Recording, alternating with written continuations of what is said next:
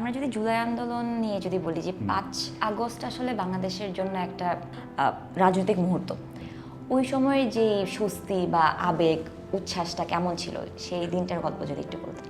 মানে ওইটা আসলে এমন একটা মুহূর্ত ছিল যেটার জন্য আমরা পুরোপুরি প্রস্তুত ছিলাম না। আমরা 1 আগস্টে আমরা জানতাম না 5 আগস্ট হবে। আমরা হয়তো 3 আগস্টে গিয়ে মনে হয়েছে আমাদের, আমরা যখন বের হলাম রাস্তায় গেলাম তখন মনে হচ্ছে যে মোস্ট লাইকলি আমরা যেটা চাচ্ছি সেটা হতে পারে। 2025-এ আপনি জুলাই রিজাল্ট নিয়ে লিখতে গিয়ে বলেছিলেন যে আপনি একটা গভীর মোহভঙ্গ অনুভব করেছিলেন। একসাথে হচ্ছে একটা অর্জনের গল্প, আবার তখনকার সময়ের যে বাস্তবতার স্টোরিটা ছিল, এই দুটো অনুভূতি নিয়ে যদি একটু বলেন। ফার্স্ট অফ অল অগস্টের 8 তারিখে যখন ইন্টারিম গভর্নমেন্ট যখন শপথ নিল, there was a sense of sort of relief. আমাদের বেশ কিছু প্রত্যাশা ছিল এই ইন্টারিম গভর্নমেন্ট থেকে, আনফর্চুনেটলি সেগুলো তারা পূরণ করতে পারেন নাই।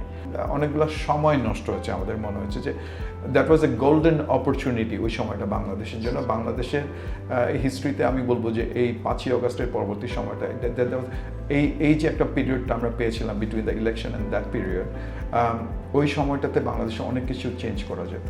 অ্যান্ড আমাদের তো সিস্টেমেটিক্যালি অনেক ঝামেলা আছে, সেই ঝামেলাগুলো শেষ করে একটা সুযোগ ছিল, কিন্তু সুযোগটা একদমই তারা কাজে লাগাতে পারে নাই। আমাদের পরে নেপালে আন্দোলন হলো, 6 মাসের মাথায় সেখানে নির্বাচন হলো, এবং নেপালের যে চিফ জাস্টিস যিনি, উনি যখন বললেন যে আমরা আরেকটা বাংলাদেশ হতে চাই না, হ্যাঁ, তখন আসলে আমার কাছে মনে হলো যে আসলে কি আমরা সফল হয়েছিলাম কিনা। মানে আমরা আন্দোলনের একটা পর্যায়ে সফল হয়েছি যেখানে আমরা সরকারের পতন ঘটাতে পেরেছি, কিন্তু তারপরে যে চেঞ্জেসটা সেটা আসলে আমরা আনতে পেরেছিলাম কিনা। আমরা বাংলাদেশের ইতিহাসে আসলে প্রত্যেকটা আন্দোলন বা যে কোনো রাজনৈতিক মুহূর্তে তরুণদের যেই পদক্ষেপ বা তরুণদের যে ভূমিকা, এটা বিশাল। আমরা দেখতে পাই যে ভাষা আন্দোলন থেকে শুরু করে মুক্তিযুদ্ধ, স্বৈরাচার পতন আন্দোলনগুলোতে। আপনি যখন দেখলেন যে তরুণরা যে রাস্তায় নেমেছিল এই আন্দোলনের পর, যারা আসলে এই যে বুক পেতে দাঁড়িয়েছিল গুলির সামনে, তাদের সাথে সরাসরি কথা বলেছেন, তখন আসলে কি মনে হয়েছে যে তাদের সবচেয়ে বড় শক্তিটা আসলে কোথায়? আমি জুলাই আন্দোলনটা যখন আমি কথা বলি বা যখন চিন্তা করি, আমার কাছে মনে হয় না যে এটা অ্যাকুমুলেটেড, এই যে ক্ষোভ যেটা বা রাগ যেটা, that accumulated over 15 years when somebody is willing to die for a cause। মানুষ তো দেখছে যে শত শত মানুষ অলরেডি মারা গেছে, কিন্তু এটা হয়তো মানুষ রাস্তা থেকে আপনার বাসায় ফেরত যায় নাই। People knew that their life is in danger, they could be injured, they could be killed। এই যে ভয়টা যখন মানুষের মধ্যে থাকে না, দ্যাট বিকামস দ্য বিগেস্ট পাওয়ার।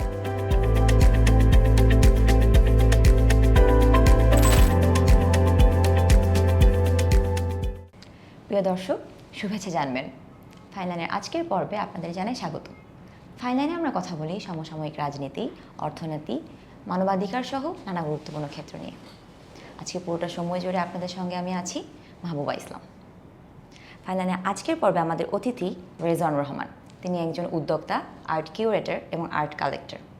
তিনি বর্তমানে ইটস হিউম্যানিটি ফাউন্ডেশনের অ্যাডভাইজারি বোর্ডের চেয়ারপারসন হিসেবে কর্মরত আছেন।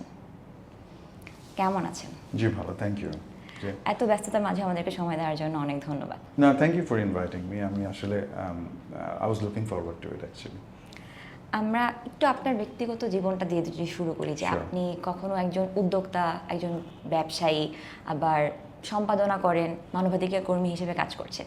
প্রত্যেকটা পরিচয়ের মধ্যে আসলে আপনি নিজে কিভাবে দেখেন? আমার মেইন রেসপন্সিবিলিটি হচ্ছে, মানে প্রাইমারিলি আমি একজন ব্যবসায়ী, আমার ব্রেড অ্যান্ড বাটার ওখান থেকে আসে। সো দ্যাট ইজ মাই, আমি নিজেকে একজন ব্যবসায়ী হিসেবেই প্রথমে দেখি।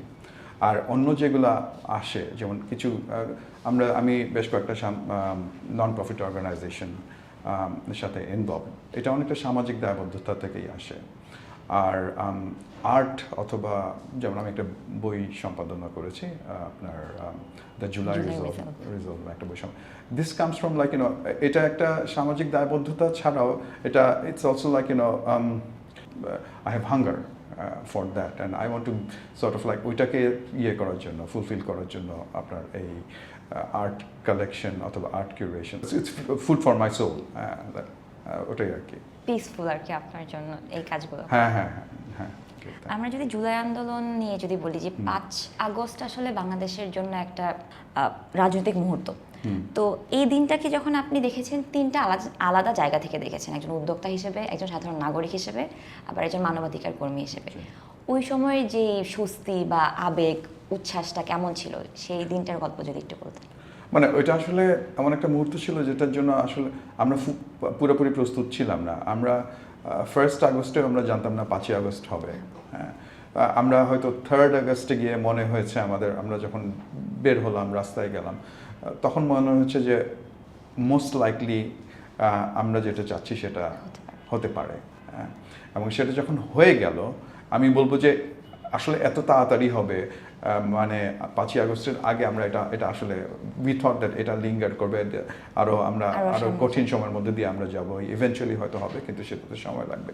সো ওটা যখন হয়ে গেল so I don't think that we were prepared for this but it was such an amazing feeling because এতগুলো মানুষ যে ইনজিওর্ড হলো এতগুলো মানুষ মারা গেল you finally realise that it মানে এই স্যাক্রিফাইসটা was worth it. I wouldn't say worth it মানে আমরা সেটা কিছু একটা অর্জন করতে পেরেছি। So that was the first feeling, that একটা sense of like achievement ওটা ছিল।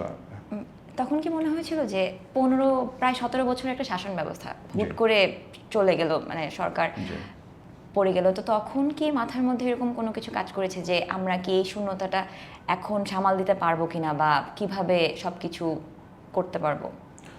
যখন 5 আগস্টে সেটা নিয়ে আসলে চিন্তা করে নাই কেউ 5 আগস্টে because people were very excited, people যারা এই এটার একটা আন্দোলন ছিল যে অনেকে হয়তো আন্দোলন ছিল যে আন্দোলনকে সাপোর্ট করেছে, সবাই তো আর রাস্তায় নামে নাই।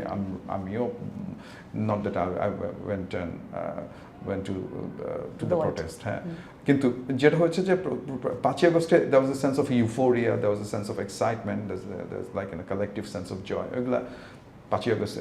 বাট লেটার অন যখন আমরা দেখলাম যে আস্তে আস্তে 6 আগস্ট বা 7 আগস্ট 8 আগস্টের দিকে যখন আমরা দেখলাম যে বাংলাদেশ একটা ললেস কান্ট্রিতে পরিণত হয়েছে, যে মানে অবভিয়াসলি পুলিশরা তখন ছিল না, কোনো ল অ্যান্ড এনফোর্সমেন্ট এজেন্সি আপনার তখন কাজ করছিল না, অ্যান্ড একটা মব কালচারের মতো অলরেডি তৈরি হয়ে গিয়েছে, তখন you started worrying about Bangladesh. So এখন তারপর 8 তারিখে যখন ইউনূস সাহেবের সরকার গঠন হলো তখন একটা সেন্স অফ রিলিফ ছিল, even though it was short lived, যেটা আমরা তখন জানতাম না, but that was a sense of relief.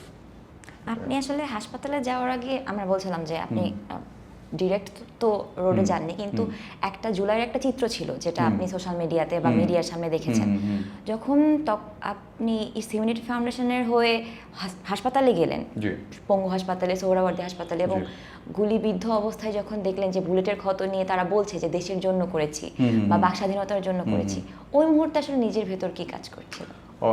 মানে ওটা আসলে অনেক রকমের আবেগের একটা সংমিশ্রণ, অনেক রকম, বিকজ আপনি যদি পেপারে ওদের ছবি দেখেন আর আপনি যদি টেলিভিশনে ওদেরকে দেখেন, সেটার সাথে রিয়েলিটির ইজ ফার ফার ডিফারেন্ট।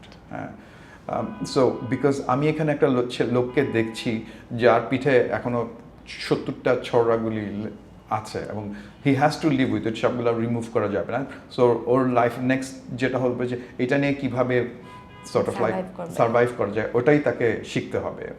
অথবা একজনের পায়ের গুলি হয়ে নিচে একটা পোর্শন ঝাঁঝরা হয়ে গেছে, সেটাকে মানে বিভিন্ন রকম আয়রনের টিয়েতে কাজ দিয়ে কীভাবে মানে সব মানে ইয়ে করার চেষ্টা করছে, মানে ওয়ার্কেবল করার চেষ্টা করা হচ্ছে।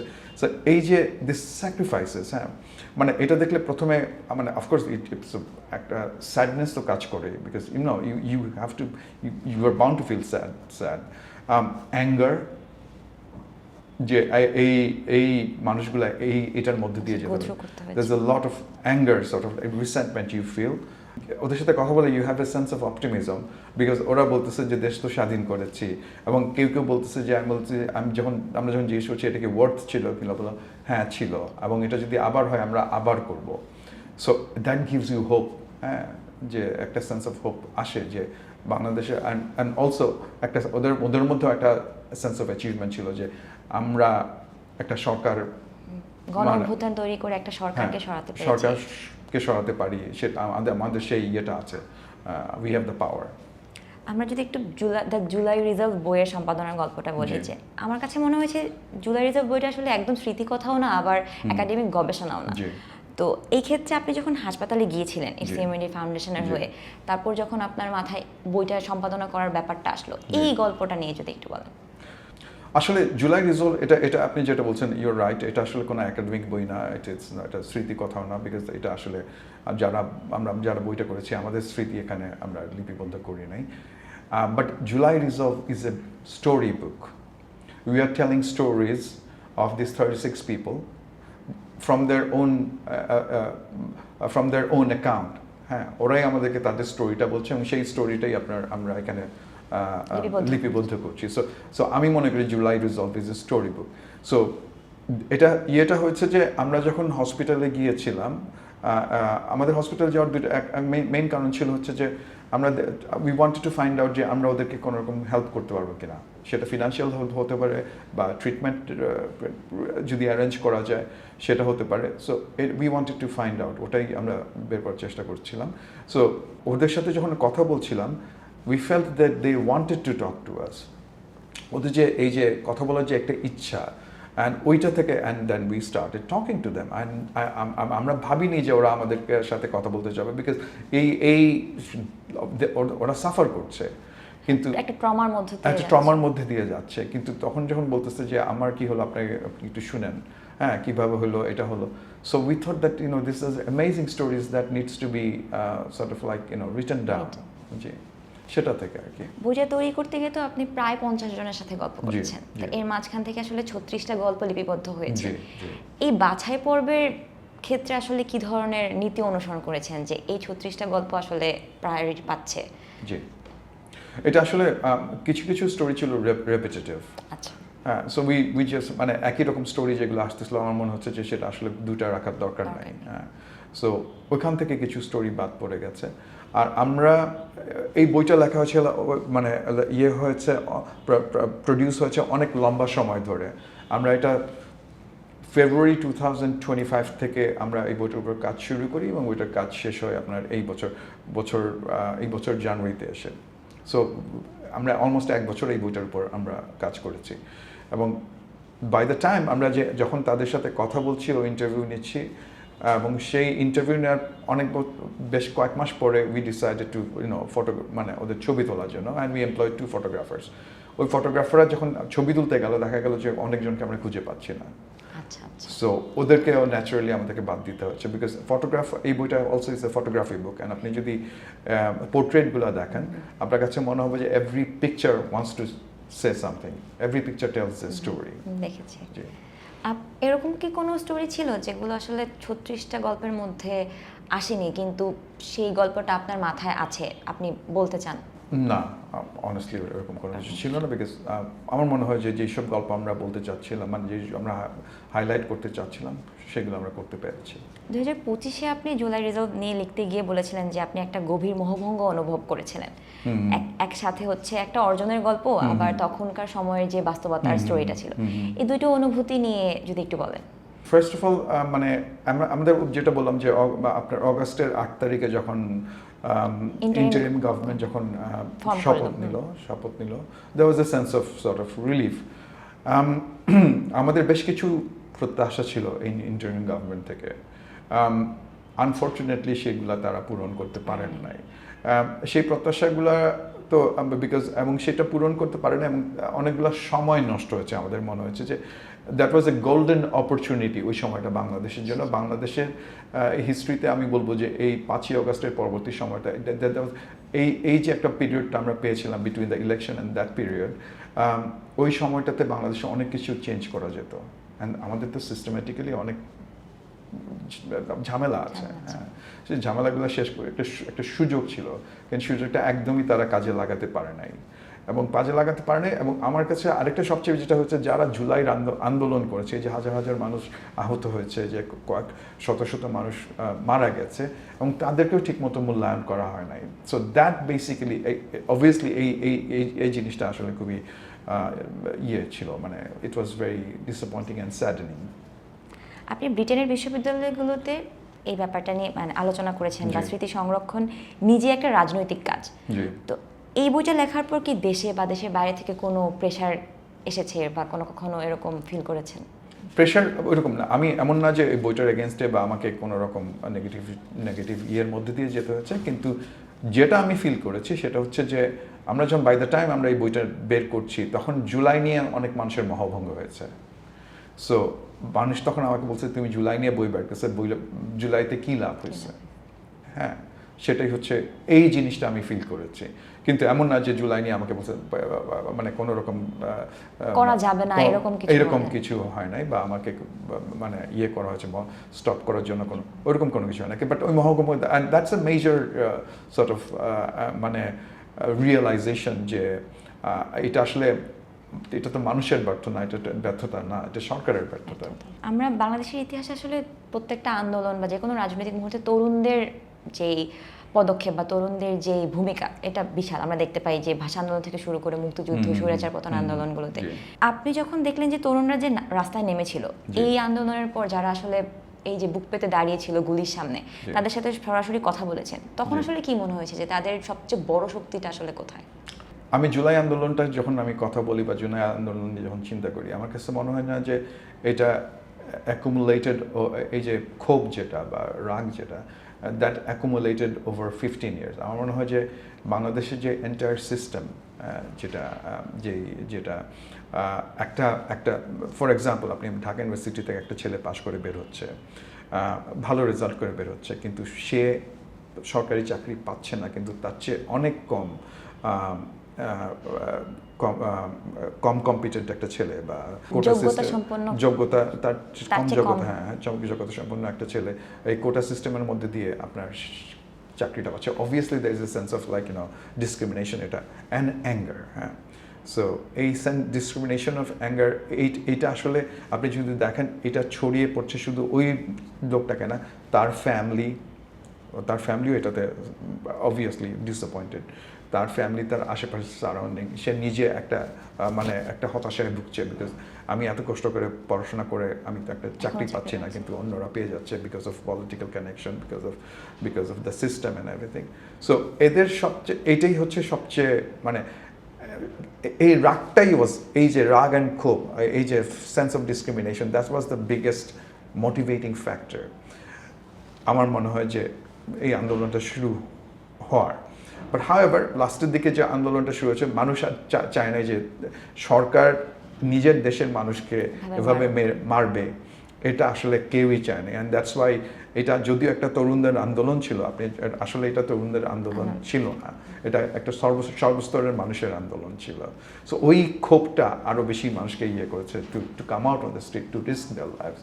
আর আপনি যখন when somebody is willing to die for a cause, মানুষ তো দেখছে যে শত শত মানুষ অলরেডি মারা গেছে, কিন্তু এটাই হয়তো মানুষ রাস্তা থেকে আপনার বাসায় ফেরত যায় নাই।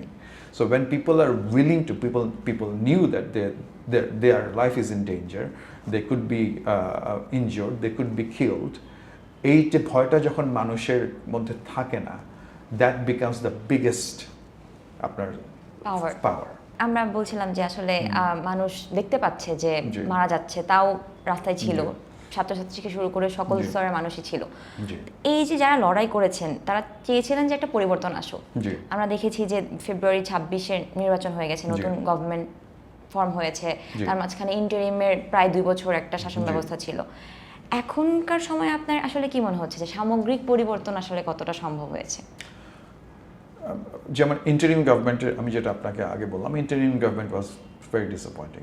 এটা আসলে আমি মনে করি যে এটা সবাই, ওনারা অনেক সময় পেয়েছিলেন, 1.5 বছর ইজ এ লং টাইম। আমি যখন দেখি যে নেপালের আমাদের পরে নেপালে আন্দোলন হলো, 6 মাসের মাথায় সেখানে নির্বাচন হলো, এবং নেপালের যে তখন যে জাজ যিনি, চিফ জাস্টিস যিনি, উনি যখন বললেন যে আমরা আরেকটা বাংলাদেশ হতে চাই না, হ্যাঁ, তখন আসলে আমার কাছে মনে হলো যে আসলে কি আমরা সফল হয়েছিলাম কিনা। মানে আমরা আন্দোলনকে একটা পর্যায়ে সফল হয়েছি যেখানে আমরা সরকারের পতন ঘটাতে পেরেছি, কিন্তু তারপরে যে চেঞ্জেসটা সেটা আসলে আমরা আনতে পেরেছিলাম কিনা, আমরা পারি নাই। হ্যাঁ, ওটা পারি নাই। কিন্তু হোয়াট হ্যাপেন্ড ওয়াজ দ্যাট আমরা one of the main thing that we wanted was we wanted an election, we wanted a free election free and fair election. To a certain extent, to a large extent, not certain extent, it was a free and fair election, যেখানে খুব participatory. So that একটা election হচ্ছে, that itself is a great achievement. এখন দেখার BNP সরকার মাত্র পাওয়ারে আসলে 4 মাস হয়েছে, সো এখন আসলে ইটস টু আর্লি টু জাজ যে বিএনপি সরকার সেটা করতে পারবে কিনা। আমার মনে হয় তাদেরকে সময় দিতে হবে, আসলে 4 মাসের মধ্যে তো সেটা বোঝার কোনো উপায় নেই। সো লেটস সি, আমি স্টিল অপটিমিস্টিক যে আমরা যদি করতে না পারে আবার মানুষজন আন্দোলনে নামবে বা মানুষজন সরকারের কথা বলবে। এখন তো মানুষ কথা বলতে পারে এবং হোপফুলি এটা কন্টিনিউ হবে।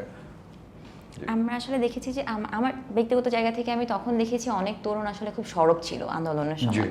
তো ধীরে ধীরে আসলে তাদের মধ্যে একটা হতাশা কাজ করছে এবং তারা আস্তে আস্তে অনেক কিছু নিয়ে কথা বলতে চাচ্ছে না। এই যে গ্যাপটা তৈরি হয়েছে, এই ব্যাপারটাকে আসলে তরুণদের মধ্যে কি আপনি দেখছেন যে হতাশা, নাকি হচ্ছে তারা বিভিন্নভাবে আন্দোলনটা চালিয়ে যাচ্ছে এখনো পর্যন্ত? আমার মনে হয় যে হতাশা তো ডেফিনেটলি তৈরি হয়েছে, হতাশাটা তৈরি হওয়ার এবং যথেষ্ট কারণও আছে। কিন্তু আমার মনে হচ্ছে ইট ডাজন্ট মিন দ্যাট ওরা চুপ হয়ে গেছে। সিচুয়েশন যদি ডিমান্ড করে ওরা আবারও কথা বলবে। আমার মনে হয় যে আমাদের বিগেস্ট অ্যাচিভমেন্ট হচ্ছে দ্যাট আমরা এখন কথা বলতে পারি। We can criticise the government, we can suggest the government তোমার এটা করা উচিত বা ওইটা করা উচিত, বা তুমি এটা রং করছো বা এটা রাইট করছো। এই যে কথা বলার যে আমাদের এখন যে ইয়েটা আমরা পেয়েছি, অধিকারটা আমরা পেয়েছি, আমার মনে হয় ওটা that is a very positive change এবং এটা মানুষ এক্সারসাইজ করবে। আমরা যদি আপনার একটু শিল্পকলা বা কিউরেশন নিয়ে গল্পটা বলি, যে আপনি একজন আইটি উদ্যোক্তা হিসেবে একটা শিল্পের জগতে ঢুকে পড়লেন, তো এই ব্যাপারটা আসলে আপনার মধ্যে ঠিক কীভাবে ইনপুট হয়েছিল যে যাত্রাটা শুরু করার গল্পটা যদি বলেন, যে শিল্পকলা আপনার মধ্যে আসলে কখন সৌন্দর্য থেকে ঠিক বেশি কিছু হয়ে উঠলো? অবভিয়াসলি এটা হঠাৎ করে হয় নাই, মানে আমি শিল্পকলা সবসময় মানে আর্ট আমি সবসময় পছন্দ করতাম। আমি কানেক্টেড ছিলাম, মানে আমি পেন্টিং এক্সিবিশন বলেন, আর্ট এক্সিবিশন বলেন, স্কাল্পচার, সো আমি সবসময় যেতাম। আমি দেশে থাকলেও দেশের বাইরে গেলেও আমি মিউজিয়ামে যেতাম, গ্যালারিগুলোতে যেতাম। কিন্তু আমার ওই আর্ট কালেক্ট করাটা ইয়েটা আসছে অনেক পরে, 2000 সালে আমাকে একজন একটা পেন্টিং গিফট দিয়েছিল। অ্যান্ড আমি যখন ওয়ালে টাঙালাম, পার্সোনাল স্টোরি আমি শেয়ারিং, ওই ওয়ালে টাঙালাম, তখন আমার মনে হলো যে ওয়ালটা খুব সুন্দর লাগছে। অ্যান্ড আমাদের বাসায় অনেক খালি ওয়াল আছে, সো ওই ওয়ালগুলোকে একটু ভরাট করা দরকার। So then I started buying painting. আর তার আগে হয়তো আমি পারতাম না, বিকজ আমার ফিনান্সিয়াল অ্যাফোর্ডেবিলিটি ছিল না। So and then it became a passion and that became an addiction. So এখন দেখা গেল যে ইভেনচুয়ালি দেখা গেল নট অনলি আমার বাসার ওয়াল ভরে গেছে, আমার বাসার আপনার ফ্লোরের মধ্যেও আপনার স্ট্যাক করে রাখা হয়েছে। So it became a sort of like addiction আর কি। সো ওখান থেকে আমার যাত্রাটা শুরু। 9+1 প্রদর্শনীতে আপনি 18 জন তরুণ শিল্পীকে মঞ্চ দিয়েছিলেন। বাংলাদেশের হিসেবে আসলে বাংলাদেশের সমাজ ব্যবস্থায় তো এখনো শিল্পী সত্তাটাকে এত সমাদৃত না আসলে সমাজ ব্যবস্থায়।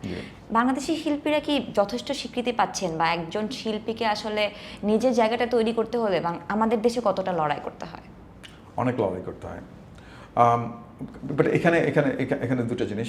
আমাদের দেশে একসময় আপনার সুলতান বলেন, জামিল আবেদিন বলেন, আপনার কামরুল হাসান বলেন, আপনার মোহাম্মদ কিবরিয়া বলেন, এই টাইপের শিল্পীরা এসেছিল।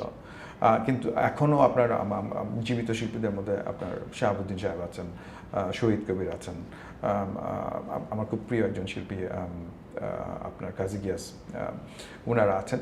কিন্তু আমরা দেখছি যে এদের পর একটা শূন্যতা তৈরি হয়েছে। হ্যাঁ, এই শূন্যতাটা আসলে এরপরে যারা ইয়াং আর্টিস্টরা, ওদের মধ্যে থেকে আমরা এখন পর্যন্ত আমরা দেখছি না যে কেউ বের হয়ে আসছেন যা এই বিকজ অবভিয়াসলি এরা সবাই এদের অনেক বয়স হয়েছে, সো ওই জায়গাটা একটু পূরণ করা দরকার। সো আমার মনে হচ্ছে যে কোয়ালিটিটিভ দিক থেকে আমরা এখনও একটু অনেক পিছায় আছি। হ্যাঁ, এবং এই কোয়ালিটিটিভ দিক থেকে পিছিয়ে থাকা যতক্ষণ না পর্যন্ত আমাদের এখানে কাজের কোয়ালিটি ভালো হবে, ততক্ষণ পর্যন্ত আসলে আমরা মানে একজন শিল্পী খুব বেশি মানুষের কাছে পৌঁছাতে পারবে না, এটা আমার মনে হয়। এই যে শূন্যতাটা তৈরি হয়েছে, এটা কি আসলে ইয়াং জেনারেশনের মধ্যে যে মানে শিল্প ব্যাপারটাকে সমাজের কোনো দায়বদ্ধতা কি এখানে আছে নাকি? আমরা নিজেরা আসলে পারছি না যে একটা ভালো শিল্পী উঠে আসুক?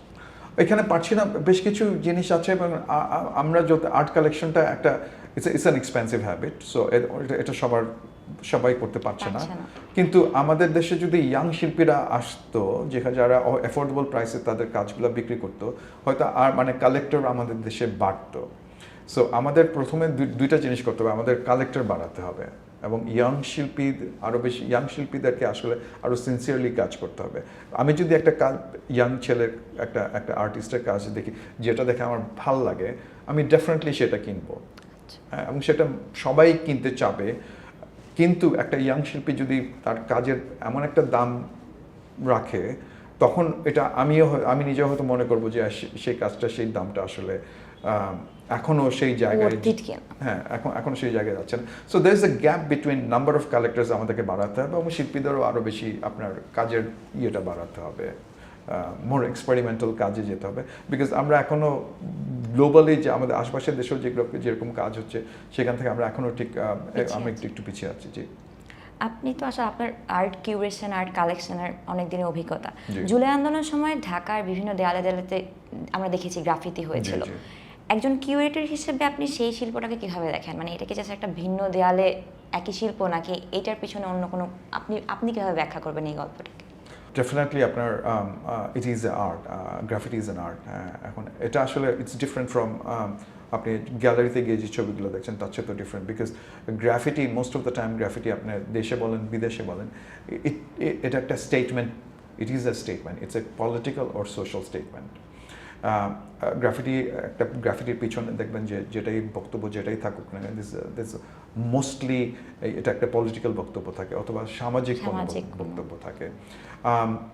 So it's a very important, it's a medium, and I am so happy যে আমরা জুলাইয়ের পরে দেখতে পাচ্ছি যে graffiti has become a very powerful medium. এবং সেই গ্রাফিটি নিয়ে আপনার বই বেরিয়েছে, গ্রাফিটি নিয়ে বাংলাদেশের গ্রাফিটি নিয়ে বিদেশে অনেক আলাপ আলোচনা হয়েছে। So it's an art medium, but it's different from আপনি একটা গ্যালারিতে গিয়ে যে কাজটা সেটা হচ্ছে ডিফারেন্ট। আপনার উদ্যোগগুলো দেখলে একটা জিনিস চোখে পড়ে যে আপনি আইটি সার্ভিসেস থেকে অ্যাগ্রো ট্রেড, শিল্পকলা থেকে সামাজিক কাজ সবকিছু একই সাথে করে যাচ্ছেন। অনেক উদ্যোক্তাকেই আসলে বলতে শুনি যে একটা জায়গায় ফোকাস করতে। তো আপনি এই এতগুলো সত্তা কিভাবে কাজ করছেন, বা আপনি কি মনে করেন যে এই বৈচিত্র্যের মাঝেই আসলে নিজেকে খুঁজে পান? It's a trade-off. আমি যদি ব্যবসায় ফোকাস করতাম, probably I would have been a much successful businessman. But আমি যদি এই দিকে ফোকাস না করতাম, তাহলে হয়তো আমি লাইফের এমন একটা মানে যে বৈচিত্র্য যেটা বললেন সেটা মিস আউট করতাম। সো আমার জন্য এটা ছিল যে আমার একটা প্রবলেম হচ্ছে, I get board very easily. So আমি একটা প্রজেক্ট শুরু করি, প্রজেক্টটা শেষ করার পর আমার মনে হয় হোয়াটস নেক্সট, হ্যাঁ। So that sort of like that's a driving factor for me. So ওই দিক দিয়ে ওই বৈচিত্র্য খুঁজে পাওয়াটাই আসলে মেইন কারণ, যেটার জন্য হয়তো আমি বিভিন্ন জায়গাতে কাজ করেছেন। বাংলাদেশে আসলে এখন একটা তরুণ প্রজন্ম যারা হচ্ছে উদ্যোক্তা হয়ে উঠছে, তারা শুধু চাকরি করতে চায় না, তারা নতুন কিছু করতে চায়। আপনার এখন বিভিন্ন ধরনের, এখন না সবসময় বিভিন্ন ধরনের রাজনৈতিক অনিশ্চয়তা বা অবকাঠামোগত দুর্বলতার জন্য সকল সময় ওদেরকে সেই মানে ওরা যেটা করতে চায় সেটা হয়ে ওঠে না। আপনি একজন উদ্যোক্তা হিসেবে আসলে তাদেরকে কি বলতে চান, বা তাদের প্রতি পরামর্শটা কি থাকবে? Bangladesh is a difficult place. হ্যাঁ, এখানে ব্যবসা শুরু করা, ব্যবসা চালানো খুব ডিফিকাল্ট, কিন্তু তার মধ্যে থেকেও তো বাংলাদেশ থেকে অনেক সাকসেস স্টোরি বের হয়ে এসেছে। সো আমি বলবো যে to keep going, not to give up. আসলে এখানে অনেক প্রতিকূল অবস্থার মধ্যে দিয়ে ব্যবসা করতে হয়, এবং সেই প্রতিকূল অবস্থা সেটা বিভিন্ন কারণে, যেমন আমাদের ইনফ্রাস্ট্রাকচার রিলেটেড হতে পারে, সিস্টেমেটিক প্রতিকূলতা হতে পারে আপনার, বেসিক্যালি আমাদের যেমন ভ্যাট ট্যাক্স এগুলো সেক্টর এখনো ফুলি আসলে ট্রান্সপারেন্ট না, ফুলি ডেভেলপড না। সো এগুলো বিভিন্ন ধরনের ইয়ের মধ্যে, but they should not stop, they should keep going. And at some point in time মানে একটা সাফল্য আসবেই, বড় হোক ছোট আসা উচিত। My advice for them, they should keep going, not to give up. Trade excel graphics রপ্তানিমুখী একটা আইটি প্রতিষ্ঠান। বাংলাদেশকে এখনো আসলে মানুষ গার্মেন্টস শিল্পের জন্যই চিনে বিভিন্ন দেশে। প্রযুক্তি খাতে এই দেশকে আসলে সামনে নিয়ে যেতে গেলে আপনার কাছে কি মনে হয় যে সবচেয়ে বড় বাধাটা ঠিক কোথায়? Skilled man power. আমাদের দেশে অনেক মানুষ আছে কিন্তু স্কিলড ম্যান পাওয়ার নাই, একটা বড় ধরনের অভাব আছে। আমরা যখন গ্রাফিক্স ট্রেড এক্সেল গ্রাফিক্সটা করি, আমরা কাজ করতাম আপনার বিদেশি ক্লায়েন্টসদের সাথে। এখনও বিদেশ 100% এক্সপোর্ট ওরিয়েন্টেড একটা প্রতিষ্ঠান। এখনও আমরা বিদেশিদের চাই। সো ওদের কাজের মান আর আমাদের দেশের কাজের মানের মধ্যে অনেক ফরাক, হ্যাঁ, গালফ অফ ডিফারেন্স। সো ওই স্কিল ম্যান পাওয়ারটা তৈরি করতে আমাদের অনেক সময় চলে যায়। এবং আইটি সেক্টরে তো it's all about like skill, হ্যাঁ, এটা তো আসলে ম্যানুয়াল লেবার না। সো দ্যাট ইজ আমাদের ওই স্কিল ম্যান পাওয়ারটা তৈরি করার মতো একটা পরিবেশ বা আপনার ইনফ্রাস্ট্রাকচার তৈরি করতে হবে। That is the biggest hurdle আমাদের এই সেক্টরে আমরা ফেস করি। রাজনৈতিক পরিবর্তনের পর কি আসলে আপনার কাছে মনে হয়েছে যে ব্যবসার এই পরিবেশটা কি বদলেছে, বা একজন উদ্যোক্তা হিসেবে আপনি এই রাজনৈতিক ক্রান্তিকালকে কিভাবে দেখছেন? It's too early. আমি যেটা বলবো, যে আমি যেটা আগে বললাম, যে এখনও আসলে একটা সরকার 4 মাসের মাথায় তো আমি অনেক বেশি কিছু এক্সপেক্ট করতে পারি না। বাট আমার মনে হয় যে সরকারের সদিচ্ছা আছে। হ্যাঁ, সরকারের সবসময় আপনাদের সরকারের সাথে কথা বললে মনে হয় যে সরকারই আসুক কেন, মনে হয় যে সদিচ্ছা তাদের আছে, কিন্তু দেখা যায় যে কাজ আর কথার মধ্যে একটা পার্থক্য থাকে। So I am hoping that they will create an environment. আমরা কি পরিবর্তনের পথে হাঁটছি কিনা? কিছু কিছু জিনিস দেখে তো আমার মনে হয় যে সরকার বেশ ভালো কিছু পদক্ষেপ নিয়েছে, আবার বেশ খারাপও কিছু পদক্ষেপ নিয়েছে। ভালো পদক্ষেপ আমি কালকে দেখলাম যে ক্রিয়েটিভ ইকোনমিক জোন করতে চাচ্ছে সরকার। I think that is a very good initiative, এটা যদি ওরা নিতে পারে। হাউএভার কিছু কিছু ডিসিশন ছিল যেটা সরকার ঠিকমতো নেয় নাই, যেটা নিয়ে তাদেরকে যথেষ্ট সমালোচনা শুনতে হয়েছে। বাট আমি অপটিমিস্টিক যে হয়তো পরিবর্তন একটা আসবে। ইস হিউম্যানিটি ফাউন্ডেশনের মাধ্যমে আপনি আসলে দীর্ঘমেয়াদী চিকিৎসায় যুক্ত হয়েছেন যারা জুলাই আহত হয়েছে, যে মানুষটা আসলে কখনো আর হাঁটতে পারবে না বা চোখে দেখতে পারবে না, তাদেরকে আসলে পাশে থাকবো এই প্রতিশ্রুতি দেওয়াটা ঠিক কতটা কঠিন মানসিকভাবে? আসলে আমরা এই প্রতিশ্রুতি তো তাদেরকে দেই নাই, বিকজ তাদেরকে প্রতিশ্রুতি দেয় মানে তাদের পাশে যে আমরা সবসময় থাকবো, সেই প্রতিশ্রুতি দেওয়ার মতো সক্ষমতা আমাদের নাই। এই প্রতিশ্রুতি সরকারের পক্ষ থেকে আসা উচিত। আমরা একটা শর্ট টার্ম তাদেরকে একটা সহায়তা দিতে পেরেছি, লং টার্ম ট্রিটমেন্ট যদিও দিচ্ছি, আমরা অ্যারেঞ্জ করছি, সেই লং টার্ম ট্রিটমেন্টটা হয়তো 3 থেকে 6 মাস, এর বেশি তো আর আমরা কিছু করতে পারবো না, বিকজ আমাদের বিভিন্ন it's a small organisation and আমাদের রিসোর্স লিমিটেশন আছে, বিভিন্ন ধরনের সীমাবদ্ধতা আছে। বাট এই দায়িত্বটা তো সরকারের নেওয়া উচিত ছিল, এবং এখনও সরকারের নিতে পারে, নেওয়া উচিত। আপনি এই দ্য জুলাই রিজাল্ট বইটা আসলে সোয়াস, ক্যামব্রিজ, সাসেক্স একই সপ্তাহে প্রায় 3টা জায়গাতে আপনি বিশ্ববিদ্যালয় বাংলাদেশের এই বইটাকে রিপ্রেজেন্ট করেছেন। তখন যখন বিদেশি শিক্ষার্থীরা বা গবেষকরা যখন ব্যাপারটা জানতে পারে বা তাদের যখন প্রশ্ন আপনি শোনেন, তখন কি মনে হয় যে তারা কি সঠিক বাংলাদেশকে নিয়ে বিচার করতে পারছে, নাকি আপনি এরকম কোনো এক্সপিরিয়েন্স কি আছে যেটা আপনি বলতে চান? আসলে ওদের বাংলাদেশ সম্বন্ধে জানাশোনা অনেক কম। সো আমরা আমি যখন জুলাই রিজলভ নিয়ে আপনার কথা বলতে গিয়েছি, আপনার আজকে সাসেক্স অথবা জুলাই হয়েছিল 2024, আর এখন এটা হচ্ছে 2026। এর মধ্যে গ্লোবালি অনেক কিছু হয়ে গেছে। আপনার গাজা ওয়ার বলেন, ইরান ওয়ার বলেন, দুইটা ইরান ওয়ার হয়ে গেল, টেনশন, হ্যাঁ, গ্লোবাল টেনশনটা পুরো পৃথিবীতে ছড়িয়ে পড়েছে। সো ওটার মধ্যে জুলাই চাপা পড়ে গেছে। যখন জুলাই হয়েছিল তখন মানুষ obviously the people were curious about Bangladesh, কিন্তু এখন that was 2 years ago। So আমাদেরকে নতুন করে ওদেরকে আবার জুলাইটাকে তুলে ধরতে হয়েছে এবং স্টোরিগুলো বলতে হয়েছে। So it was like reintroducing the movement to them আর কি। বাংলাদেশের এই গল্পগুলো বিদেশে কে বলবে, এই ব্যাপারটা কি আসলে কেবল সরকারের কাজ, নাকি নাগরিকদের আসলে এক ধরনের ভূমিকা থাকা উচিত বা আছে? এই দায়িত্বটা আপনি আসলে কিভাবে অনুভব করেন? এটা আসলে নাগরিকদের ভূমিকা তো definitely Sarkar, it should B A combination.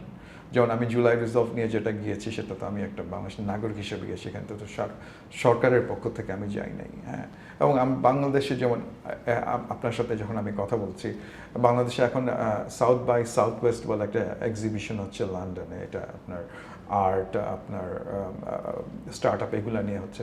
So Bangladeshi বেশ কিছু উদ্যোক্তা বাংলাদেশকে ওখানে রিপ্রেজেন্ট করছে। হ্যাঁ, সেখানে বাংলা হাউস বলে একটা ইয়ে খোলা হয়েছে, আপনার অডিটোরিয়াম খোলা হয়েছে, একটা স্পেস ক্রিয়েট করা হচ্ছে, সেটা বাংলাদেশকে তারা রিপ্রেজেন্ট করছে, Bangladeshi culture, music and all this thing.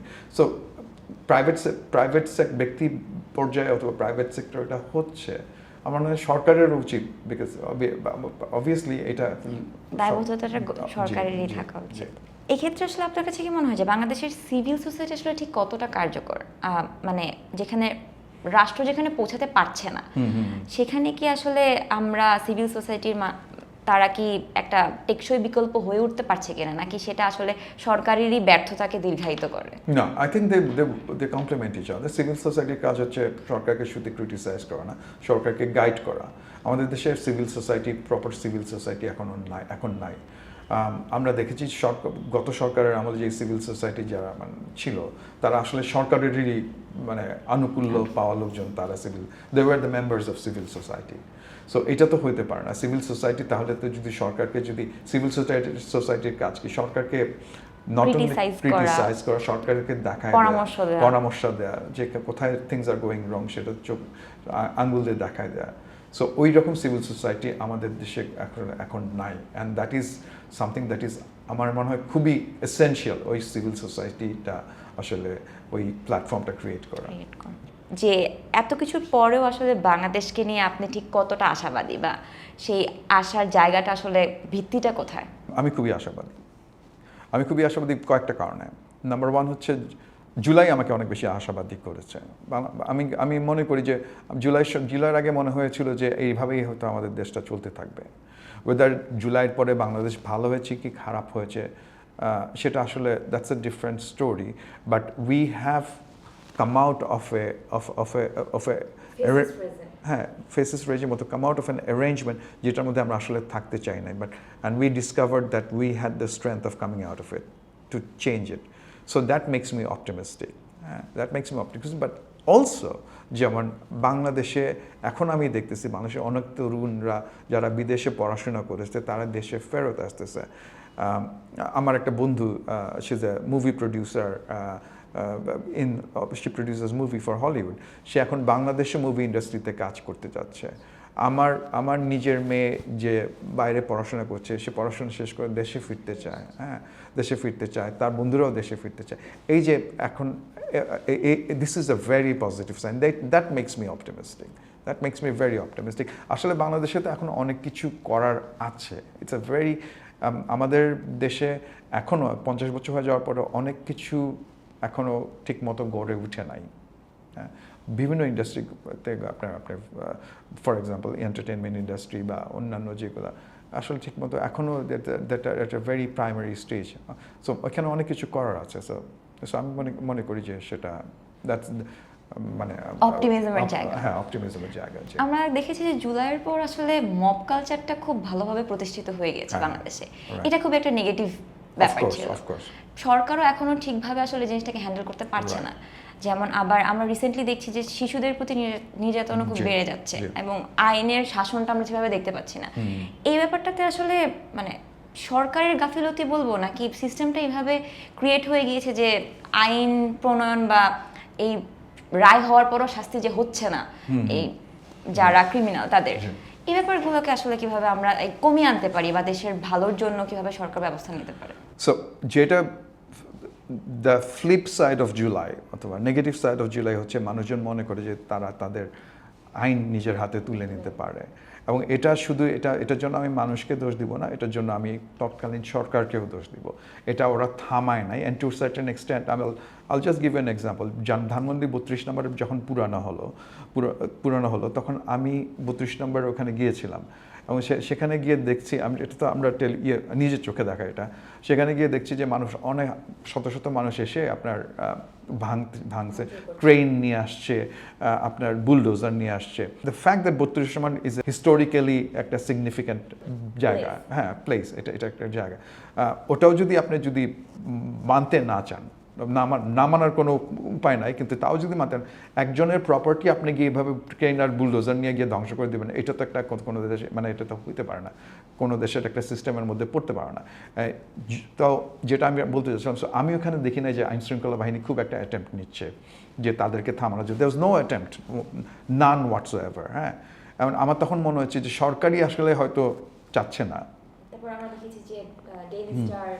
Absolutely তখন ইউ কোয়েশ্চেন সরকার আসলে তখন তৎকালীন সরকার কি আসলেই এটা থামাতে চাচ্ছিল না। That's a question that came to my mind. এবং এই যে কালচারটা ক্রিয়েট হয়ে গেল, আপনি যখন প্রথম দিকে যদি থামাতে না পারেন, দ্যাট মিনস তারা আরও বেশি উৎসাহ পাচ্ছে। So mob became a big force. I think that's a very dangerous force. এই ফোর্সটাকে যদি এখন তো সরকার চেঞ্জ হয়েছে, পলিটিক্যাল গভর্নমেন্ট এসেছে, এদের ফার্স্ট থিং হচ্ছে এই মব কালচারটা যেভাবেই হোক, এবং এটা বন্ধ করতে হলে অনেকগুলো মানুষকে আপনার আইনের আওতায় নিয়ে আসতে হবে একই সাথে। বিকজ না, যদি আপনার এখান থেকে সেটা যদি আপনি না করেন, এই কালচারটা আসলে মানে it will be a very big, it will be very harmful for our society. আর when you are talking about আমাদের সোসাইটাল কিছু পারসেপশন আছে, যেটা মানে আমি মনে করি যে একটা লোক যে একটা বাচ্চা মেয়েকে আপনার as we are talking about this, হ্যাঁ, রিসেন্টলি যেটা হলো, আমার মনে হয় যে আমাদের ব্যক্তি প্রবলেম না, চেয়ে সোসাইটাল প্রবলেমটা দেখা উচিত, যে সোসাইটি একটা বাচ্চা মেয়েকে বা মেয়েদেরকে কীভাবে দেখছে, করতে পারছে কিনা, আর are they looking at it, are they looking at women as an object of desire. এর বাইরে কি মেয়েদেরকে আসলে মানুষ দেখে কিনা, এই পারসেপশনটা চেঞ্জ করা উচিত। এটা আসলে এখানে আমাদের of course this people are like মানে ক্রিমিনালস, কিন্তু এই ক্রিমিনালগুলো সোসাইটি থেকেই তো তৈরি হচ্ছে, নাহলে বারবার একই জিনিস কেন হচ্ছে? সো আমাদের যে রুট কজ যেটা হচ্ছে সেটা খুঁজে, মানে সোসাইটির কোন জায়গাতে আমরা ব্যর্থ হচ্ছি যে নারীর প্রতি যে সহিংসতা বা বাচ্চাদের প্রতি যে সহিংসতাটা বন্ধ করতে পারছি না, এবং আমরা কিভাবে একটা নারীকে মানে আমাদের পারসেপশন অ্যাবাউট, হ্যাঁ, আমরা কেন সিকিউরিটি দিতে ব্যর্থ হচ্ছি, what is our perception about women, হ্যাঁ, সেটাও আসলে আমাদের সোসাইটিতে ওটা ইয়ে করা উচিত, কাজ করা উচিত। তো আপনি যদি আমাদেরকে কোনো মেসেজ বা কিছু বলতে চান জুলাই রিজাল্ট নিয়ে, অথবা যে কোনো ইনসাইটস? আমি মানে যেটা বললাম যে আমি এখনও মনে করি যে আসলে I am still optimistic about Bangladesh, and we should not lose hope. আমাদের July resolve it's not a book, it's not a political book, মানে we try to create a non-political book on politics, যেটা আসলে difficult, এটা করা সম্ভব না। সেই জায়গাতে আসলে আপনার নিরপেক্ষতার জায়গাটা কেমন ছিল? মানে আপনি কি সম্পাদনার জায়গাটা থেকে কাজ করার সময় কি ধরনের ডিফিকাল্টিস ফেস করেছিলেন? আসলে এই জিনিসটাতে তো নিরপেক্ষ থাকার, we are telling stories from other people, যাদের স্টোরি সেটা আমরা তাদের কথা বলছি, কিন্তু ওটা আসলে নিরপেক্ষ থাকা সম্ভব না। আপনি যদি আপনার দ্বিতীয় বিশ্বযুদ্ধ নিয়ে একটা বই করেন, অবভিয়াসলি নাজি বাহিনী উড বি দ্য, আপনি হ্যাঁ সেটার আপনি সো ওটা আসলে ইট বিকেম এ পলিটিক্যাল বুক, কিন্তু বাট আমরা এখানে কোনো পক্ষ নেই, আমরা মানুষের কথাই বলতে চাচ্ছি। বাট যেটা বলতে চাচ্ছি যে জুলাই আমরা যতই ডিসঅ্যাপয়েন্টেড হই, যেটাই হই না কেন, আমাদের end of the day July আমাদেরকে বেশ কিছু পজিটিভ জিনিস উপহার দিয়েছে। সেটা নাম্বার ওয়ান হচ্ছে যে আমরা যে একটা পার্টিসিপেটরি ইলেকশন চাচ্ছিলাম, সেই ইলেকশনটা আমরা হয়েছে, এবং এটা বাংলাদেশের হিস্ট্রিতে আসলে সবচেয়ে বেশি পার্টিসিপেশন ছিল, from what I understand. So that's a very positive. আমাদের এই জিনিসগুলোর দিকে দেখতে হবে। আসলে আমরা যদি নেগেটিভিটি নিয়ে চিন্তা করি, তাহলে we can find out like মানে 15,000 নেগেটিভ থিংস, কিন্তু positive দিকগুলোকে, and that should basically take us forward. We should be optimistic about the future. আমরা আশাবাদী যে বাংলাদেশ আসলে সামনে এগিয়ে যাবে, এবং পরিবর্তনের ধারা বজায় রেখে আসলে সরকার এবং সমাজ সবাই এগিয়ে আসবে। আমিও। দর্শক, আপনাদেরকে অসংখ্য ধন্যবাদ এতক্ষণ আমাদের সাথে থাকার জন্য। পরবর্তী পর্ব দেখার আমন্ত্রণ জানিয়ে আজকে এখানেই শেষ করছি।